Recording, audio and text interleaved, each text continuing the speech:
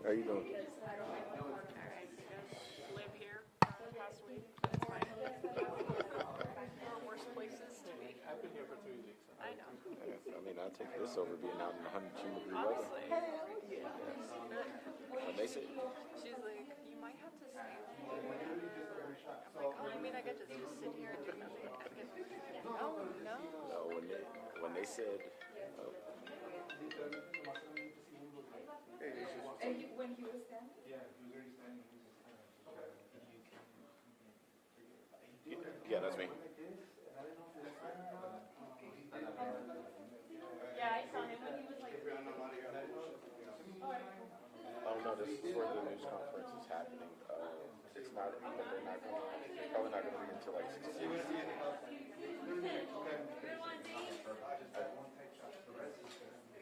No, it's happening where we're at right now, but it's not going to happen until about around 6:40-ish.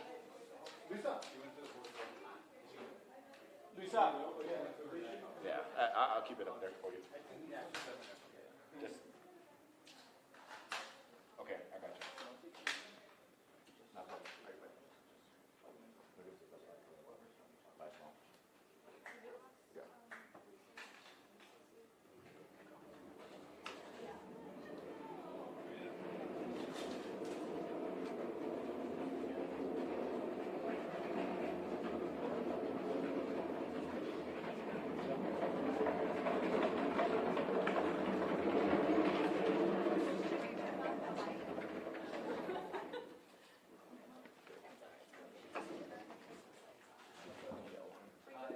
He told you, right? About the seal? I think just the seal?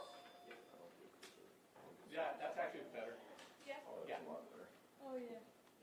Does it turn on? Is this center? Or do we need to move this way? Maybe a tiny bit? Okay, you tell me. Is that better? Perfect. Before I didn't say anything. We don't have a mic, so that's fine. Oh yeah, that's fine. We'll put all our mics on that stand. The design. I got you.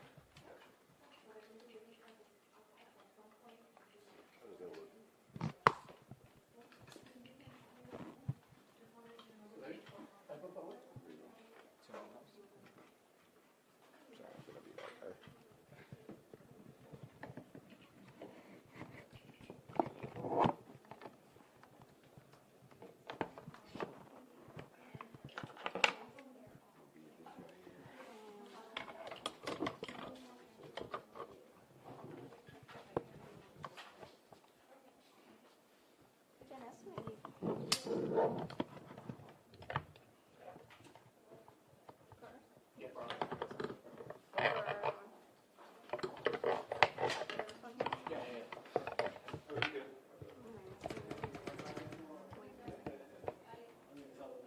Oh, sorry guys, you already got the exclusive. That's it, guys. He was in the elevator.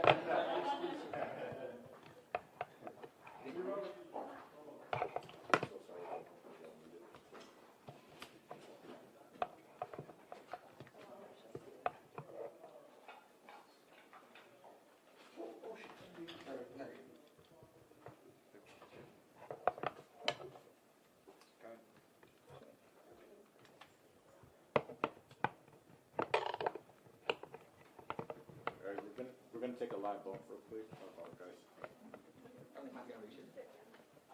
Good.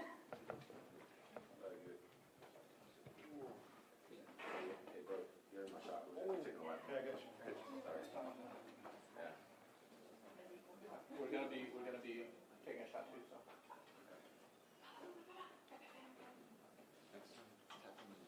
I got you.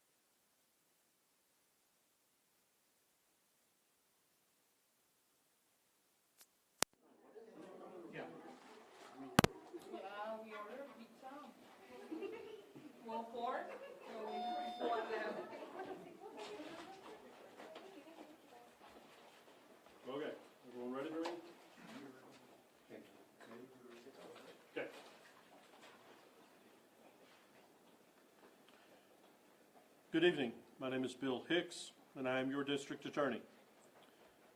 Earlier this evening, the jury came back on the Facundo Chavez case. They came back with the answers to the special questions, which will result in the judge sentencing Facundo Chavez to the death penalty. That will happen, we anticipate, tomorrow morning at 9 o'clock in the morning. The judge will also hear the victim impact statements tomorrow morning. Once we are concluded with the jury trials finally concluded, which will be after the judge sentences Facundo Chavez to death, which will happen tomorrow morning, then we will have a second press conference. The family has indicated that they too would like to participate in that press conference, so you will have an opportunity to hear from the family, as well as we will have further statements to make regarding the enforcement of the laws in our community, and some of the statements that I would like to make regarding the justness and how we feel about this verdict. I do want to make one statement, and that is that there are never any winners in a capital murder death penalty case. This is all capital murder cases, particularly a death penalty case, are extremely difficult cases. And to have a jury come back and to validate our position that Mr. Chavez is a future danger to our community, and that there was nothing about this case or his actions that would mitigate his actions, therefore he deserves the death penalty, is a validation of our position, but it is in no way a win. It is a serious, tragic case. Deputy Herrera deserved a better end. And it is a tragedy that we were here. And it is a tragedy that Facundo Chavez will eventually lose his life as a result of this case. But we still believe it is a just and true verdict. We'll have more words to say tomorrow after the case is concluded. After Mr. Chavez has been sentenced to death, we will be speaking along with the family members of Deputy Peter Herrera, and I look forward to having some more words with you tomorrow. Are there any questions that I can answer right now, knowing that we will have more statements to say tomorrow? I do have a question. I just want to comment on your office's decision to show that video in court yesterday with the family present. Is that something that maybe you would have done differently if you were to do it over, to have them not show that video? No, the family was aware that we were going to show the videos as part of our closing arguments. We felt that the videos were very impactful. The videos were necessary to show the brutality of the crime, and certainly the brutality of the crime goes to the elements of the two important questions being, will Mr. Chavez be a future danger, which the jury came back with a unanimous yes, and is there anything that is mitigating about the crime or Mr. Chavez that would justify not giving him the death penalty? And we of course felt that answer was no, and we felt like the videos helped to demonstrate that, and the jury eventually came back with unanimous saying that there was in fact nothing that mitigated that. So the family was aware that we were going to play those videos. Mr. Hicks, you have the chance to speak to the family right now. How are they feeling? I will let them answer for themselves tomorrow. It's been a very long time getting to this point, and a very long time getting to through the trial process. Very long, very tiring, very exhausting for them. But I don't want to speak for them because they have their victim impact statements tomorrow, and then they'll have an opportunity to speak for themselves to the media. So I know you mentioned that this is a tragic event or a tragic moment for both sides involved in this case. You also mentioned how it's a just verdict. How do you and your team feel about this verdict, aside from feeling like it's a just? we feel like the evidence led us to this verdict. We feel that the verdict is speaks appropriately for the crime, for what happened to Deputy Peter Herrera, and we certainly feel that that the appropriate thing has happened. I will speak more to the message that we think that this sends for our community tomorrow. I have a question here. Any word on what happened to, because I know the defense had requested a mistrial. Do we know if the judge had said anything about that? Their last motion for mistrial was overruled. I have a question. The jury took almost a full 2 days to reach this decision. Obviously, there's an emotional toll that goes through any jury when they have to make these decisions. Can you just speak to what your office, what your feelings are towards the jury and their process?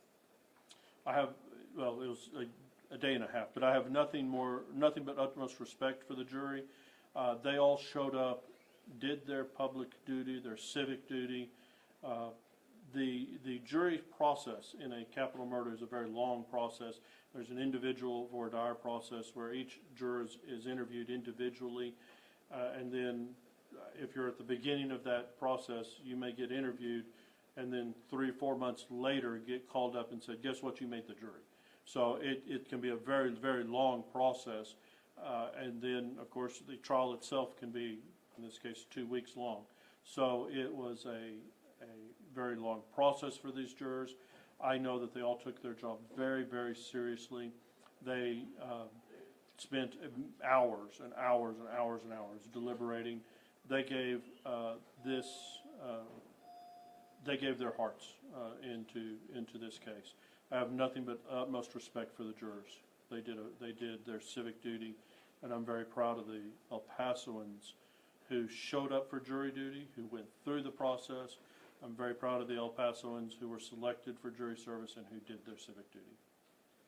So I know the jury just shared their announcement or their decision, but is there a timeline of when Mr. Chavez is going to be set to die? He'll be sentenced tomorrow. There's not a timeline after that. There's a natural appellate process. I can go more into that tomorrow after the sentencing. Mr. Ricks, this is your first major trial as DA here in El Paso. What lessons did you take from this? What do you want to move forward with, or for the other big cases pending in our community? Well, there were certainly some things that we have learned, and the court system has learned in taking this first capital murder that we've done in about 9 years, and certainly the first one that we've done since COVID. So there are some good lessons that the court system has learned, good lessons that we've learned that we're going to take as we move forward with the Walmart trial. I'm not going to tick through all of them because some of them are security concerns, and some of them are in relation to how we handle the victims of our crimes. But there were quite a few good learning lessons on procedurally and how we're handling things. Naturally, as with any case, our individual trial tactics and strategies develop as we go through, and we learn and we move forward. Anything else you would like to add? I look forward to speaking to you again tomorrow along with the families. Thank you so much, Mr. Okay. Thank you.